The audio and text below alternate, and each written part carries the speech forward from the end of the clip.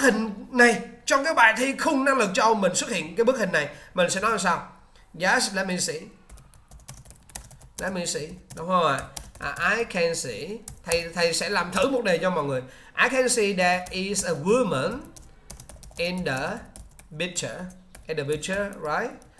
She is in the kitchen because I can see there are many kinds of vegetable.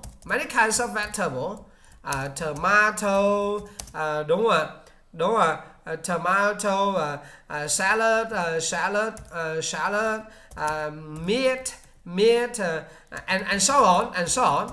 And I see having an apron. I'm not sure she is cooking in the kitchen. She cooking in the kitchen. Đấy, như bạn nói không được nữa thì đâu phải nó không được nữa thì cố gắng nói theo thầy làm gì. Mọi người có thể nói gì? Yes, let me see. I see a woman. The woman in the kitchen. I see thịt meat, beef, chicken, salad, cà chua, tomato, she cooking. Nói thế thôi. Mọi người nói theo cái mọi người không hiểu về tiếng Anh, mọi người sẽ nói rất là baby. Còn nếu mà nói tốt mình sẽ nói là yes, let me see. I can see there is a woman in the picture. Maybe she in the kitchen because I see many stuff in the kitchen. Example, I see a pan, the stove, and I also see that there are some vegetables. Example, tomatoes, salads, meat, and so on. And I make sure she cooking in the kitchen. Mọi người nói đó là nói giỏi, còn nói không được cứ kẻ tất tần tật ra là có điểm. 45 giây mô tả bức hình đã xong. 45 giây mô tả bức hình đã xong. Sau đó người ta hỏi câu hỏi đầu tiên. Dĩ nhiên câu hỏi này đi thi là tiếng Anh chứ không phải là tiếng Việt. Thầy dịch tiếng Việt cho mọi người hiểu thôi. Vậy câu hỏi như này. The time you cook a healthy meal. Hãy nói về cái lần bạn nấu một bữa ăn lành mạnh. Kể về cái lần bạn nấu bữa ăn lành mạnh là khi nào? Như vậy thầy sẽ soạn thử chuyên đề đầu tiên thôi. Yes, let me say. Đúng rồi. The last time I cook a healthy meal last week. Những bạn không biết gì về tiếng Anh, bạn nói được chữ last week là cuộc đời bạn đã có điểm rồi. Nhưng trả lời last week không cao điểm. Mình nói thêm vào. Last week, my brother came to my house, and he is a vegetarian. So we decided to cook many kinds of food, such as tofu and salad. And we had a very happy and healthy meal. Người ta nói như thế. Mình nói đến chữ last week, mình kể ra anh trai đến nhà chơi, anh là một người ăn chay và chúng tôi đã quyết định nấu nhiều thức ăn lành mạnh như là đậu hũ và salad các kiểu. Mình ví dụ mọi người biết nhiều món mọi người kể ra và chúng tôi ăn rất là hạnh phúc và rất là lành mạnh với nhau. Đúng không? Những bạn khác, bạn nói yếu bạn sẽ không nói như thế. Bạn nói là the time I cook a healthy meal, I cook for my mother. I cook beef, thịt bò, beef and chicken soup. I eat, my mother eat. We eat, we feel happy. Mọi người nói thế đó. Thịt bò và súp gà là thức ăn lành mạnh chứ gì nữa. Đúng không? Ở đây bữa ăn chay cũng là lành mạnh luôn. Đừng có gà rán là được, đúng không? Đừng có thịt heo quay gì là được. Ví dụ như thế. Mọi người hiểu không? Rồi, câu số 2. Vì nó là câu hỏi tiếng Anh nha. Why people, tại sao người ta ăn uống eat and healthy? Tại sao người ta ăn uống không lành mạnh? Vậy đi thi mình thấy why the eat unhealthy là tại sao người ta ăn uống không lành mạnh. Vậy bây giờ suy nghĩ trong đầu đi, mình sẽ nói. Đừng học thuộc bài nói của thầy. Các bạn nghe này. Đừng bao giờ học thuộc bài nói của thầy. Mà chúng ta phải hiểu để chúng ta nói. Chúng ta phải hiểu để chúng ta nói. Chúng ta phải hiểu để chúng ta nói. Như vậy chúng ta hiểu, chúng ta nói này các bạn. Yes, I think the people eat unhealthy because they don't have time to cook for themselves. They don't have time to go to the market to buy something to cook. So they just eat the pizza, the fried chicken, and drink Pepsi, drink Coca-Cola. It's not good. And one more thing, I think people eat unhealthy because it's their habit. Not good habit. They eat many things and then they got this habit. Mọi người nói như thế. Vậy như bạn sao? Ủa, ông thầy nói yes, let me say I think people eat unhealthy because they are busy. They don't have time to go to the market and buy something to cook. They just eat the fast food, the KFC, and maybe another reason they is it a habit? Is it a habit? They don't like to eat healthy. Đúng không? Mình soạn một đường nhưng mình nói một nẻo. Và khi nói cái ngữ điệu, quan trọng cái ngữ điệu của mình phải lên phải xuống. Nghe các em nhớ giùm thầy nha, năn nỉ mọi người ha. Rồi, ok. Phần 3. Nhắm mắt lại và mường tượng về hai bức hình này, đúng không? Rồi, hai bức hình này. Rồi.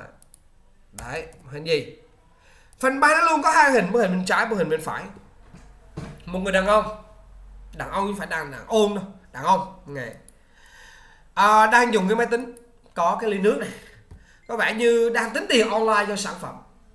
Rồi, bên phải là hai người ở chợ cá, người đàn ông đứng bán cá, người phụ nữ thì đưa tiền trả mua con cá, đúng không? Rồi, như vậy giờ nói sao? Nhắm mắt lại, mình mường tượng về bức hình đi đã. Dĩ nhiên mình không có bức hình ở đây.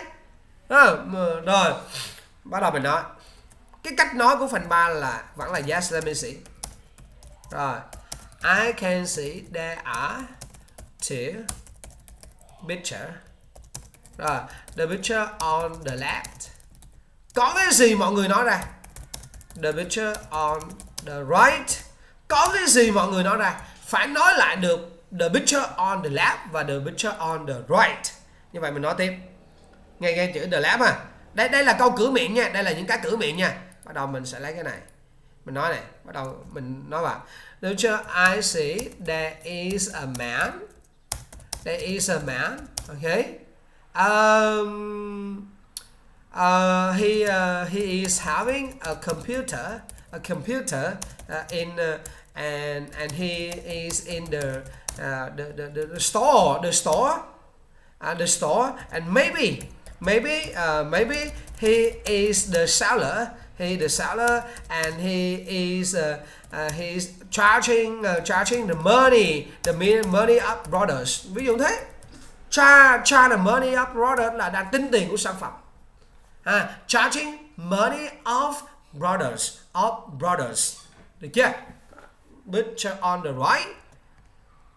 Nói vào I see there are two people. A woman and a man. They are in the market. And the woman is buying the fish from the man. Vậy ngay từ bây giờ mình tập nói đi mọi người. Mình tập nói đi, mình phát thảo những cái bức hình trong đầu như thế đó. Vậy chúng ta sẽ nói, sẽ phản xạ đi, tập phản xạ. Câu số 1, advantages of shopping online and shopping at the market. Bạn nào có thể giúp dùm thầy không ạ? Bạn nào có thể giúp dùm thầy nói câu này không ạ? Yes, I think when we shopping online, we can save a lot of time. We don't need to ride the motorbike to the market or supermarket. We stay home, open computer to buy. And when we go shopping at the market, we can eat before we buy. We can look at the product we buy.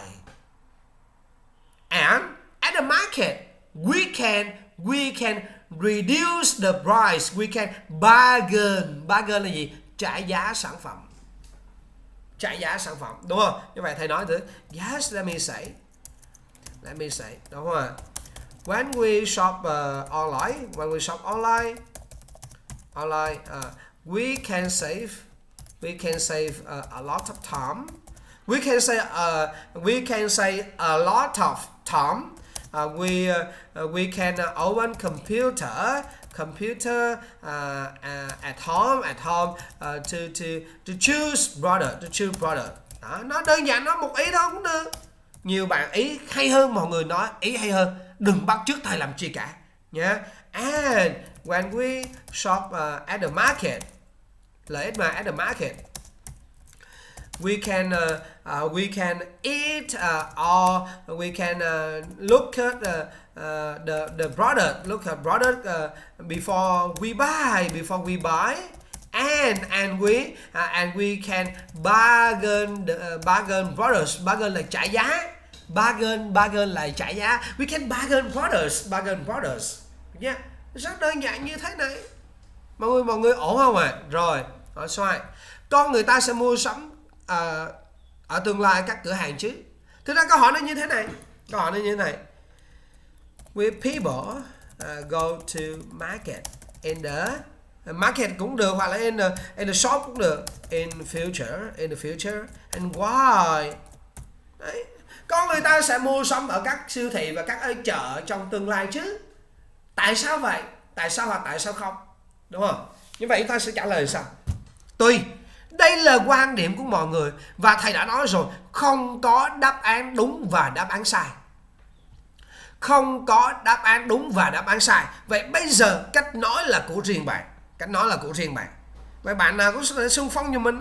Sáng giờ mình nói không, nó dở, đúng không? Yes, let me say. I think the people will not go to shop at the market in future because computer and smartphone are very popular. They can stay home and buy online or they can use Grab service. Mình dùng chữ Grab luôn. Grab service. And they don't like to be, and they don't like to be sick in public place. Ý là sao? In public places. Lý do đầu tiên là công nghệ, máy tính và điện thoại rất là phổ biến. Họ có thể ở nhà và họ mua sản phẩm online được. Và lý do thứ hai là họ không muốn những căn bệnh ở những nơi công cộng, the viruses, COVID-19. Đây sang một đường thầy nói một nẻo nghe này. Yes, let me say. I think people they will not go to the shop in the future. And why? Why I say so? Because in the market or supermarket, there are many kinds of diseases. For example, the COVID-19, it's not good for them. And the second reason, computer, the smartphone, very popular. They stay home, they go to the internet, they book the product, and then the Grab service deliver the product to the home. Mà nói như thế, đúng không? 45 giây cho một câu này mà, đúng không các bạn? Các bạn cứ nói chẳng có lý do gì mọi người sợ hoặc mọi người e ngại cả. Chẳng có lý do gì để cho mọi người sợ và mọi người e ngại cả. Được không ạ? Được không ạ? Nhé, mọi người lưu ý cho mình. Rồi. Phần 4. Riêng phần 4 là có 1 phút để ngồi suy nghĩ, còn 3 phần kia không có thời gian suy nghĩ. Đúng không? 3 phần kia có thời gian suy nghĩ. Rồi, 3 câu này đi thi tiếng Anh nó như này. The time you travel to somewhere. Rồi. The best and worst thing about the trip.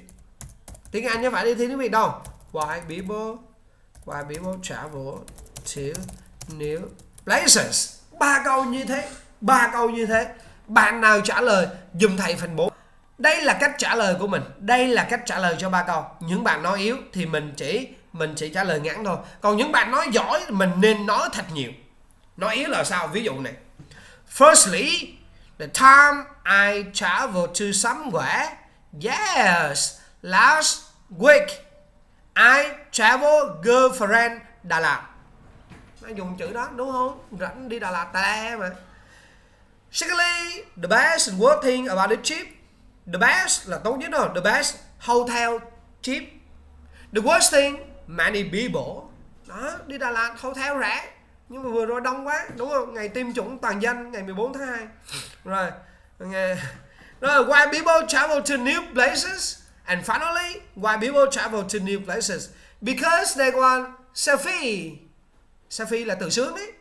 They want to enjoy the food. They want to relax. Mọi người cứ nói như thế. Đúng không? Rồi. Nhưng thầy sẽ không bao giờ nói thế. Nếu thầy nói được, thầy sẽ nói kiểu khác. The time I travel to somewhere last summer. Last summer I went to Đà Lạt city with my family. We stayed there for 7 days and enjoy many things in there. Mình cứ nói như thế. Secondly, đúng không? The best thing about this trip, I think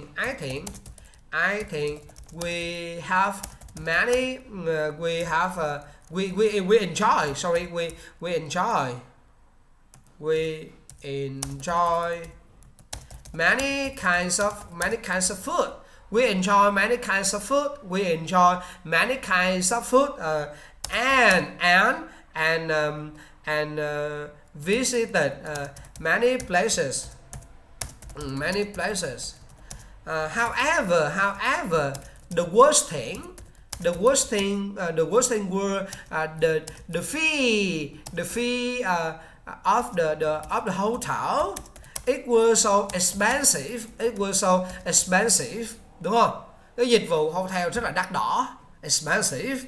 And finally, why people travel to new places? I think they want to discover